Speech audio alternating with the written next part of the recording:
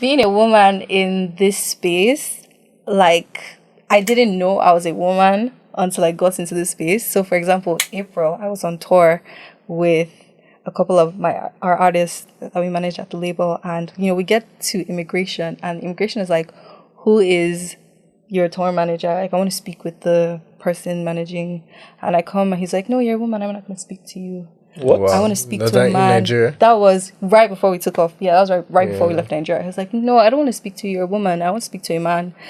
I want to speak to one of your artists. Thank God I have like artists that are, just so well-mannered. They too kind of stood up for me, and they're like, I'm not going to speak to you. I don't want to speak to you. Speak to our tour manager. I don't want to speak to you.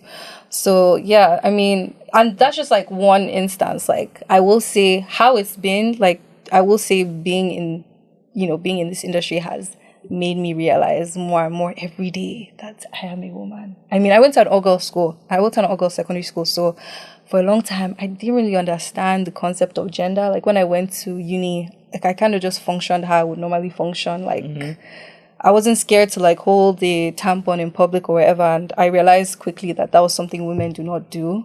So like growing up, I never understood the difference in genders. It's just like, I would say the past 2 years that I have fully, I mean, I understood a bit more in uni, but like the past 2 years have made me understand a lot more that I am a woman.